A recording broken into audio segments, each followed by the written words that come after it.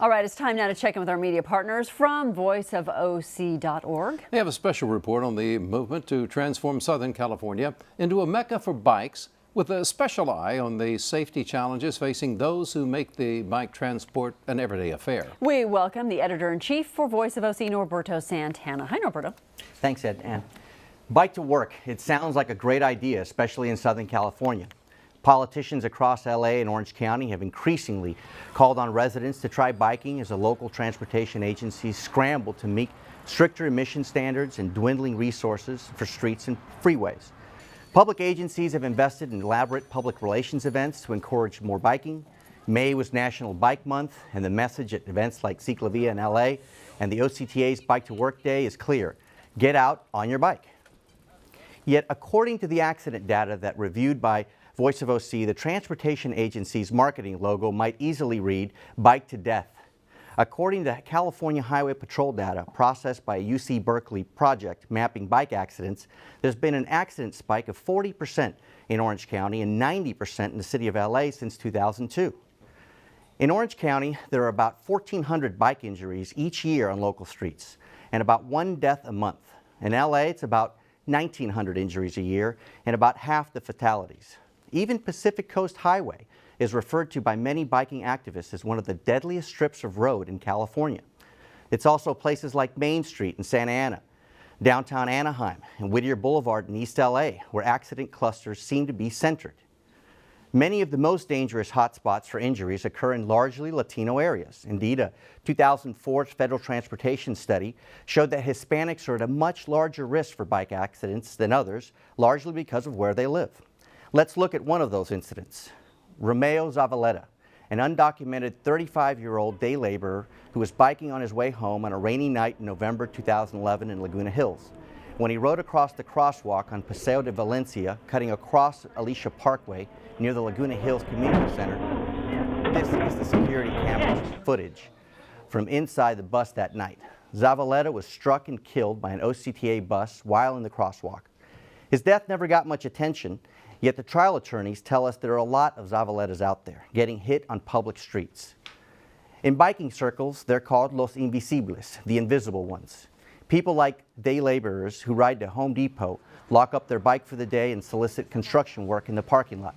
While the biking community across Southern California has continued to grow over the past decade, bike usage in the Latino community skyrocketed after driver's licenses for undocumented residents turned into a political lightning rod.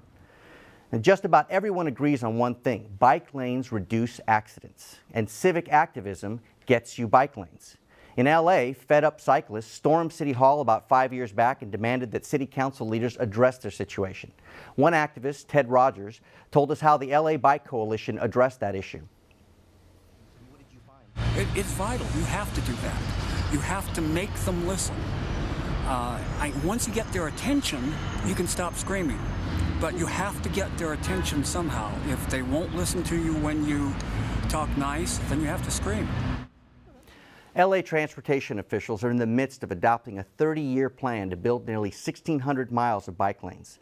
The key there has been to get residents meeting with officials to identify the best solutions for each area of town.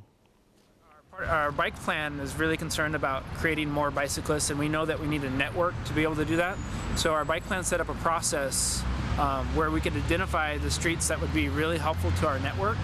And so those streets are kind of prioritized for us to have a conversation about doing bike lanes on those streets, even if they're major streets that have major traffic. And we're starting to have those conversations about those major streets. Now, LA has a centralized transportation department that can make things happen across the entire city.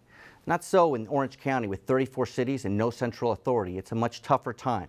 Orange County Supervisor Sean Nelson has taken the lead on that front in his own district. I think I lit a fire and a focus that, if you get in with your sleeves rolled up and you get a plan together, you actually have a basis to ask for some money. These small cities can't do this stuff on their own. They don't have the kind of budgets to even put, these big feasibility studies together. Some of the larger cities do. Based on the success of Nelson's model in North County, OCTA is now working with local cities and activists to develop bike plans for both the 1st and 2nd supervisorial districts. It's actually almost expected with greenhouse gas requirements that, you kind of want to get us out of our cars when we can. Yeah, when I'm done with this job, I'd kind of like to have the facilities where I can shoot around. My dad rides every day. Now, Roberto, kind of curious about this. What does the future hold? Where does the OCTA go from here? Well, this is where they're really getting serious. They allocated about $9 million over the last couple of years. Now they'll start these scoping procedures in these 2 districts.